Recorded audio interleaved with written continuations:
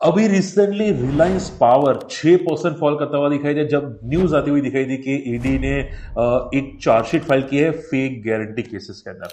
अब देखो, ये जो फेक गारंटी केस है वो 68 करोड़ का है, लेकिन स्टिल रिलायंस पावर बहुत तगड़ा आपको फॉल करता हुआ दिखाई दिया। रीजन क्या था और इसके साथ साथ रिलायंस इंफ्रा, उसमें क्या गड़बड़ी है, देखो हम लोग ये पूरा डिटेल डिस्कस करेंगे। अगर मैं वन शॉट आंसर करूं तो ये मामला थोड़ा पेचीदा है, बड़ा मामला है। आगे जाके कंपनी के जो टेंडर है, गवर्नमेंट टेंडर, वो कैंसिल होते हुए दिखाई दे सकते हैं, जिसकी वजह से अभी रिलायंस पावर और रिलायंस इंफ्रा आपको फॉल करता हुआ दिखाई दिया है। देखो, अगर पूरा समझ में नहीं है कोई बात नहीं, मैं आपको आराम से समझाने की कोशिश करूंगा। ठीक है, चलिए स्टार्ट करते हैं। अब देखो, मैं रिलायंस पावर की केस स्टडी ऑलरेडी एक बार बना चुका था। आप यहां पे डेफिनेटली ऊपर आई बटन पे जाके चेकआउट कर सकते हैं, या वीडियो के एंड में भी डेफिनेटली क्रॉस चेक कर सकते हैं। अब पूरा मामला है क्या, ध्यान से समझने की कोशिश करना। देखो, रिलायंस पावर ने बहुत अच्छा टर्न अराउंड किया था आफ्टर कोविड। 2020 से लेकर 2025 तक कंपनी ने अपना डेट रिड्यूस किया था, वन टाइम डेट सेटलमेंट किया था बैंक्स की तरफ से। ठीक है, बैंक्स को दे दिया था। उसके अलावा जो नॉन परफॉर्मिंग एसेट थे, जो पावर प्लांट नहीं चल रहे थे, जो प्रोजेक्ट नहीं चल रहे थे, उसको बेच के भी यहां पे कंपनी ने अपना बहुत ज्यादा डेट रिड्यूस किया था। ठीक है, कंपनी स्टैंड अलोन बेसिस पे डेट फ्री हो चुकी थी। मैं बात कर रहा हूं रिलायंस पावर की। ठीक है, उसके बाद कंपनी को बहुत अच्छे ऑर्डर्स मिलते हुए दिखाई दी। एक ऑर्डर मिला यहां पे 2025 के अंदर, गवर्नमेंट का ऑर्डर। ठीक है, रिन्यूएबल के रिलेटेड। वो ऑर्डर पे कंपनी को देना था बैंक गारंटी। ठीक है, अभी रिलायंस पावर ने हायर किया थर्ड पार्टी को। उन्होंने बोला कि भाई आप बैंक गारंटी यहां पे एडजस्ट करके दो। ठीक है, उन्होंने फेक डेटा या फेक बैलेंस शीट जनरेट करके दी, फेक कुछ जनरेट करके दिया, जो एज अ बैंक गारंटी दिया। ठीक है, बैंक्स को। उसके बाद पता चला कि भाई ये जो डेटा आया था, वो जो बैंक गारंटी दी थी, वो पूरी की पूरी फेक है, जिसकी जांच अभी ईडी करती हुई दिखाई दी है। और ये मामला वहीं से स्टार्ट होता हुआ दिखाई दिया है। बात समझ में आ रही है? ठीक है, तो रिसेंटली जो गवर्नमेंट प्रोजेक्ट मिला था, उसमें जो बैंक गारंटी दी थी रिलायंस पावर ने, वो है पूरा मामला। ठीक है, मैं यहां पे स्क्रीन पे आपको लेके चलता हूं, यहां पे थोड़ा फोकस कीजिएगा। रिलायंस पावर यहां पे फॉल करता हुआ दिखाई दिया 6%। इसकी वजह से कि भाई ईडी ने चार्जशीट फाइल की फेक बैंक गारंटी केसेस के अंदर। ठीक है, अब ये गारंटी कितनी थी? 68 करोड़ की। सोचो, कंपनी के पास 68 करोड़ की गारंटी देने के लिए फेक डेटा जनरेट करना पड़ा। हालांकि कंपनी ने बहुत सारे क्लैरिफिकेशन भी दिए, रिलायंस पावर ने यहां पे क्लैरिफिकेशन ये दिया कि भाई हम लोगों ने एक थर्ड पार्टी कंसल्टेंट को हायर किया था, उन्होंने फेक पेपर दे दिया, ये हमको पता नहीं था। हालांकि ईडी ने भी, आप यहां पे डेफिनेटली फोकस कर सकते हैं, ये यहां पे रिलायंस पावर का आंसर आता हुआ दिखाई दिया, क्लैरिफिकेशन आया। ईडी ने यहां पे क्या आंसर किया वो भी आप यहां पे डेफिनेटली फोकस कर सकते हैं। ईडी ने ये बोला कि ये तो पॉसिबल ही नहीं है कि आपको ये चीजें पता ना हो। किसको पॉसिबल नहीं है? रिलायंस पावर को पॉसिबल नहीं है कि ये चीजें उनको पता ना हो। ठीक है, इसमें मामला जाता हुआ दिखाई दिया कि भाई अनिल अंबानी के ग्रुप ने ये कॉम्प्लिकेशंस किए हैं, ये चीजें यहां पे करती हुई दिखाई दी है। ठीक है, इसके अलावा यहाँ पे फंड जो है वो यहाँ पे फेक कंपनी को भी रोटेट होता हुआ दिखाई दिया, ये भी बात सामने आती हुई जरूर दिखाई दी, यानी कि मनी लॉन्ड्रिंग का भी यहाँ पे मामला सामने आता हुआ दिखाई दिया। तो देखो, ये जो मामला है वो एक फेक बैंक गारंटी केसेस का है। ठीक है, अब इससे इंपैक्ट क्या होगा वो समझने की कोशिश कीजिएगा। अब देखो, इससे इंपैक्ट क्या होगा, मैं यहाँ पे थोड़ा स्क्रीन को आगे आगे करने की कोशिश करता हूं। तो ये जो ऑर्डर मिला था, वो ऑर्डर था solar energy corporation of India, जो गवर्नमेंट का था। 2025 में कंपनी को ऑर्डर मिला था रिलायंस पावर को। ठीक है, अब उन्होंने गारंटी फेंक दी। तो अब ये जो मामला पूरा जा रहा है, अगर ये साबित हो जाता है तो होगा क्या? कंपनी ब्लैकलिस्टेड हो जाएगी। कौन? रिलायंस पावर ब्लैकलिस्टेड हो जाएगी। इसका मीनिंग क्या हुआ कि रिलायंस पावर को आगे जाके गवर्नमेंट के 1 से 3 साल में कोई भी ऑर्डर्स नहीं मिलेंगे, और उनको सिर्फ और सिर्फ प्राइवेट कंपनी से ऑर्डर लेना पड़ेगा, बाकी गवर्नमेंट कंपनी ऑर्डर नहीं देगी। तो ये पूरा का पूरा मामला आपको आता हुआ दिखाई। अब देखो, बड़े प्लेयर्स हमेशा स्मार्ट होते हैं। अब अगर बड़े प्लेयर्स को लगता है कि भाई फ्यूचर में कोई गड़बड़ी होने वाली कंपनी के अंदर, ठीक है, या कंपनी को प्रोजेक्ट नहीं मिलने वाले, तो डेफिनेटली बड़े प्लेयर्स क्या है? डर जाते हैं। डेफिनेटली डर जाते हैं। फॉरेन प्लेयर्स हो, म्यूचुअल फंड्स हो, वो सब डर जाते हैं कि भाई ये क्या होने वाला है, ये क्या होने वाला है। और उसी की वजह से आपको पैनिक आता हुआ दिखाई दिया कंपनी के अंदर। आई होप ये बात क्लियर हो चुकी है। अब देखो, बात समझ में आ रही है, वीडियो को लाइक करना, चैनल सब्सक्राइब कर देना, वीडियो शेयर करना मत भूलिएगा। ठीक है, मैं आगे भी बहुत सारे पॉइंट्स है जो मैं बताने की कोशिश करूंगा। ठीक है, शॉर्ट में रखूंगा। सेकंड पॉइंट का, अब देखो, एक और मामला Adani group, sorry, Reliance group पे चलता हुआ दिखाई दिया। मैं अदानी पे भी डेफिनेटली जल्दी वीडियो बनाऊंगा, अदानी पावर पे, लेकिन सुन लो पहले। और एक मामला चलता हुआ दिखाई दिया रिलायंस ग्रुप के अंदर, रिलायंस पावर है, रिलायंस इंफ्रा पे। वो मामला था यहाँ पे फंड इरेगुलेटरीज का। ठीक है, कंपनी ने यहाँ पे, अगर आपको पता हो तो, कि अनिल अंबानी की बहुत सारी कंपनीज थी जिसमें नाम था Reliance home finance, Reliance commercial finance, ठीक है। अभी उन्होंने क्या किया था कि बैंक के पास से लेके मनी लॉन्ड्रिंग की थी। एक वो पैसा कंपनी में आना चाहिए था, कंपनी में यूज होना चाहिए था, लेकिन वो कुछ अदर डेटा बता के कहीं और पे पैसा ट्रांसफर कर दिया, और वहां पे पूरा, शायद प्रमोटर ने ले लिया हो या पता नहीं, लेकिन वो पूरा पैसा वो वहां पे ट्रांसफर करता हुआ दिखाई दिया। तो ये मनी लॉन्ड्रिंग का एक्ट आता हुआ दिखाई दिया, जिसमें होम फाइनेंस पे यहाँ पे फ्रॉड लगता हुआ दिखाई दिया 228 करोड़ का by union bank of India.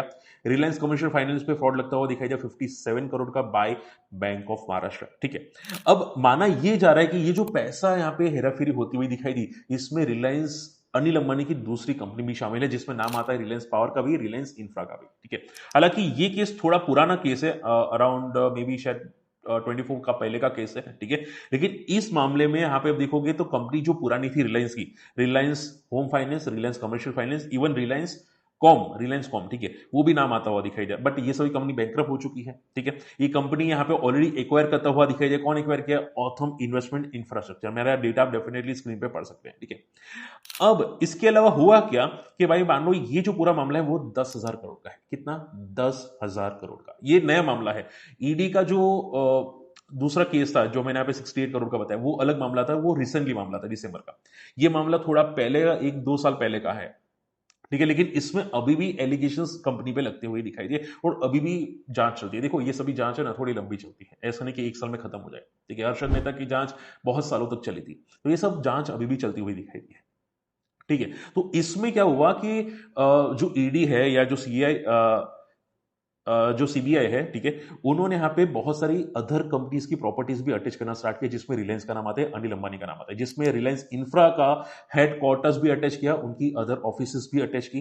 Reliance power की 10 करोड़ की प्रॉपर्टी अटैच करते हुए दिखाई दिया। हालांकि इसमें ज्यादा रिलायंस पावर का कोई ज्यादा अटैचमेंट नहीं हुआ प्रॉपर्टी का, ठीक है, लेकिन रिलायंस इंफ्रा का थोड़ा ज्यादा प्रॉपर्टी अटैचमेंट होता हुआ दिखाई दिया। अराउंड 70 to 80 करोड़ का आसपास अटैचमेंट होता हुआ दिखाई दिया। और अनिल अंबानी का टोटल 1100 से 1200 करोड़ का यहाँ पे अटैचमेंट प्रॉपर्टी होता हुआ दिखाई दिया, ठीक है। अब ये क्या आगे और जांच हो सकती है, क्या और प्रॉब्लम क्रिएट हो सकती है, इसकी वजह से रिलायंस इंफ्रा भी गिरता हुआ दिखाई दिया। तो रिलायंस इंफ्रा का मामला पूरा अलग है, ठीक है, कि वहां पे और भी जांच होती हुई दिखाई दी है, वहां पे और भी शायद प्रॉपर्टी अटैच हो सकती है, ये सभी केसेस में, जिसकी वजह से रिलायंस इंफ्रा भी गिर रहा है। और देखो रिलायंस पावर और रिलायंस इंफ्रा दोनों अनिल अंबानी की कंपनी है, सभी लोग जानते हैं, एज अ पब्लिक सभी लोग जानते हैं। अब होता है कि एक सेंटिमेंट इंपैक्ट भी आता है कि भाई क्या गवर्नमेंट जो आर पावर को बैन करेगी, रिलायंस पावर को बैन करेगी गवर्नमेंट प्रोजेक्ट से, तो क्या रिलायंस इंफ्रा को भी बैन करेगी? ये भी एक माइंड में लोगों के आता है। इसकी वजह से भी रिलायंस इंफ्रा आपको पैनिक सेलिंग आपको आती हुई दिखाई देती है। बात समझ में आ रही है, ठीक है। हालांकि जो बैंक गारंटी दी थी, आप यहाँ पे एक स्क्रीन को पढ़ सकते हैं, जो बैंक गारंटी थी वो कोलकाता कंसल्टेंट ने यहाँ पे दी थी, जो बोगस डेटा उन्होंने प्रोवाइड किए थे, उसकी वजह से बैंक गारंटी आती हुई आपको जरूर दिखाई दी थी, ठीक है। अब अब ये मामला क्या सॉर्ट आउट हो सकता है? तो देखो कुछ नहीं कहा जा सकता, अभी तक का सिनेरियो इतना ही है, ठीक है।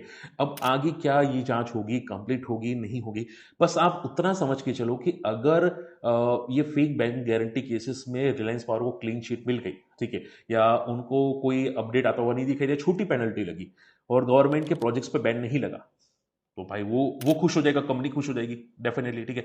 बट अगर मामला थोड़ा ज्यादा लंबा चला तो आगे के जो प्रोजेक्ट्स है वो डेफिनेटली इंपैक्ट करेंगे। हालांकि करंट प्रोजेक्ट शायद इंपैक्ट ना करे, करंट रेवेन्यू कंपनी का जो है बैलेंस शीट में वो चलता हुआ दिखाई दे, लेकिन आगे के प्रोजेक्ट्स आपको ना दिखाई दे शॉर्ट टर्म के लिए, 1 से 3 साल के लिए, उसके बाद वापस में भी उनको प्रोजेक्ट मिल सकते हैं।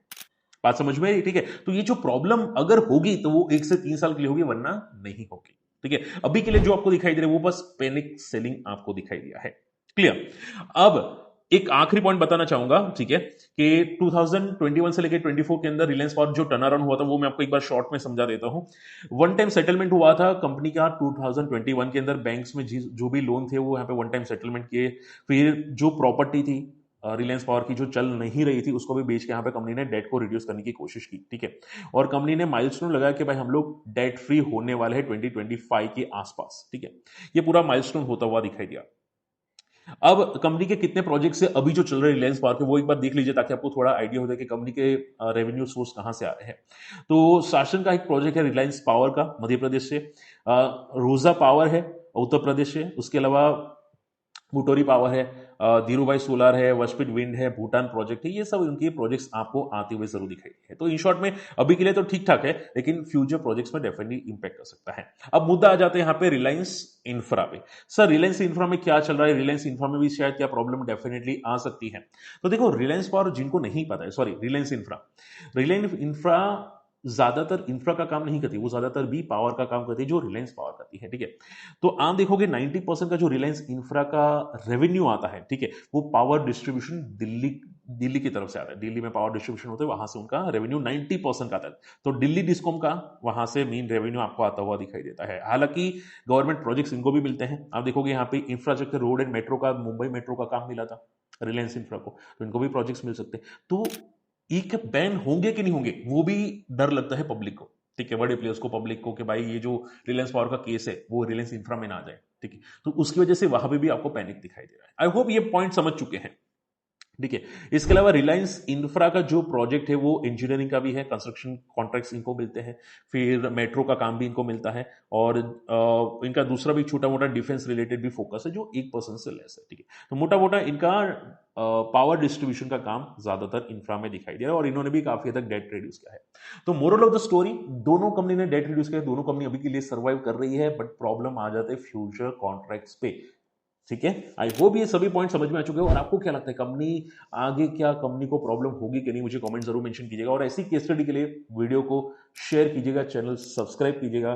और अगर आपको अकाउंट ओपन करना है हमारी लिंक से, तो हमारी लिंक आपको वीडियो के डिस्क्रिप्शन कमेंट्स में मिल जाएगी। अकाउंट ओपन कर सकते हैं, कम्युनिटी में आ सकते हैं। हमारे टेलीग्राम चैनल यहाँ पे भी है, जो आपको काफी चीजें आपको मदद करेगा, सपोर्ट करेगा, इन्फॉर्मेशन आपको फॉरवर्ड करेगा, ठीक है। मिलते अगले वीडियो में, टेक केयर, बाय बाय।